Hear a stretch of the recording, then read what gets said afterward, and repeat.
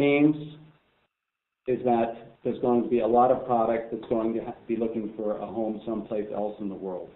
And this is the result. Here we have the world total polyethylene capacity in the yellow, the domestic demand worldwide, and the red line showing the operates of polyethylene units around the world. Now you see what happens here, starting in 2009, 2008, 2009, we have this bulge here. That's excess capacity. What that will lead to is that operating rates will fall, and they'll fall from the peak. We're at the peak of the cycle right now. You can see that very clearly. And also 2008 will be a very strong year, particularly in the beginning. But we're going to be starting this decline. Now, to wrap this up, here are a few points to remember about polyethylene. The Middle East will add 10.2 million tons of new capacity in the next 5 years. The producers in the Middle East will always operate at 100% if possible. China, however, will not be able to import all of these volumes, and some of it's going to end up in Europe. I expect that about 20% will eventually be exported into Europe. However, for 2008, and particularly in the first half of the year, operating rates of the polyethylene units will still be very high in Europe. But during 2008, we'll start seeing the transition of the market into a buyer's market from what is currently a seller's market. So that's the situation for polyethylene. Now let's take a brief glance at polypropylene.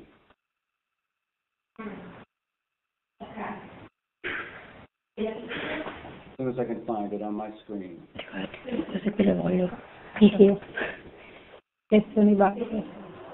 Here we go. There's the right slide. Total domestic demand for polypropylene is about 44.4 million metric tons in 2007. And as you can see here, injection molding is the largest segment with 37% worldwide. But also fiber and raffia are also very large segments. It's actually more diversified than what we see for polyethylene.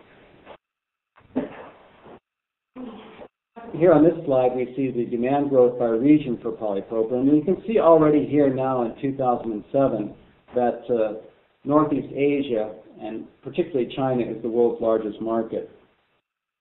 China continues to exhibit strong growth also in the future.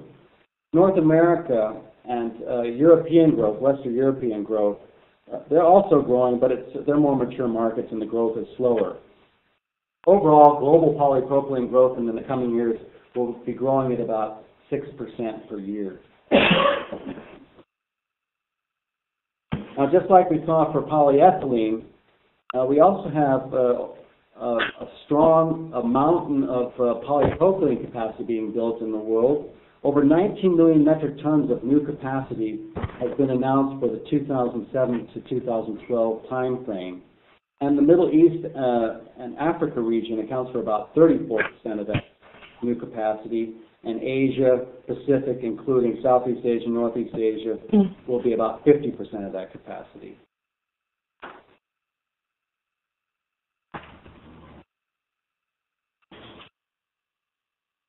Okay. Now, we talked about the tremendous cost advantage that the Middle Eastern ethylene producer has, and consequently the Middle Eastern polyethylene producer. Is it the same thing for polypropylene? Well, no, actually it isn't. And here on these two lines for 2007 and 2012, we've modeled all of the polypropylene production units in the world. And you can see here the blue triangle, that's the Middle Eastern producer, red, that's North America, and green, the green square is Western Europe. This curve is actually much more flat than what we see for ethylene. And that's because the reason that PP production is not as cheap in the Middle East is because polypropylene production in the Middle East is not based on low-cost ethane, but it comes from other sources. And so what this means is that basically all regions can compete for polypropylene. In fact, if you take freight and other things into consideration, it's basically a level playing field for polypropylene.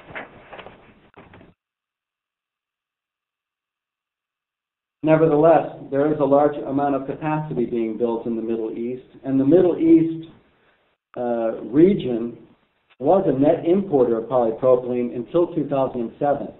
And the Middle East is a region that's here in the yellow. And you can see up until 2007, the Middle East was a net importer.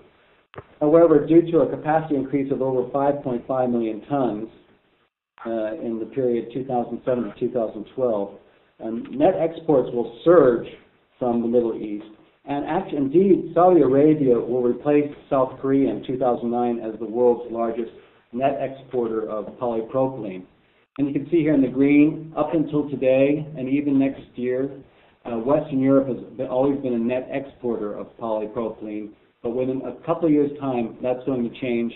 And by 2009, Western Europe will also be a net importer of polypropylene. That's a big change in a very short time.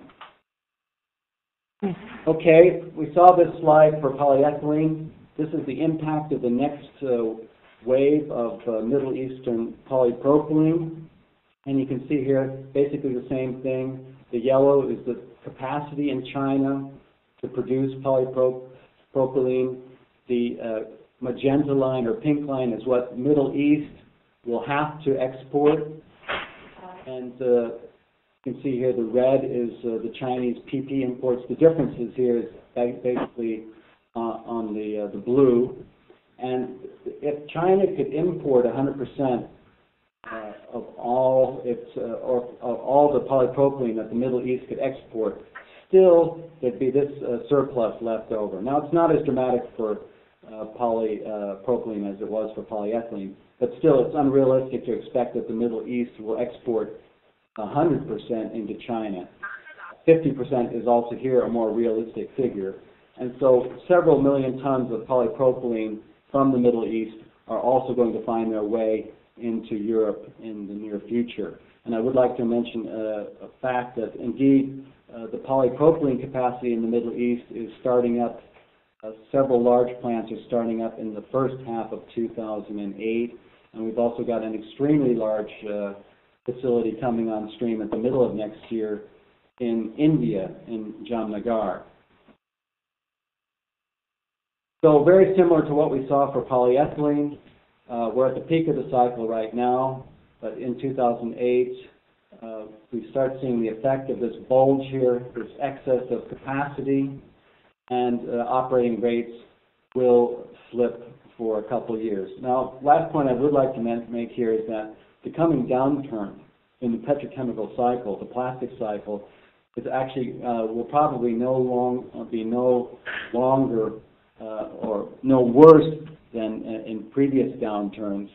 And starting in 2010, 2011, 2012, things will start to pick up again as demand catches up to capacity. So, polypropylene points to remember. The Middle East will add almost 6 million tons of new capacity in the next 5 years. We've got those two major plants starting in early 2008. Advanced polypropylene and NAPET in Saudi Arabia. China will not be able to import all the volumes. 20% will be probably exported to Europe sooner or later. But unlike polyethylene, polypropylene is more of a level playing field as far as costs are concerned. We will start to see some pre-marketing activities for this polypropylene in 2008. And the market will evolve into a buyer's market. So, thank you very much for your attention.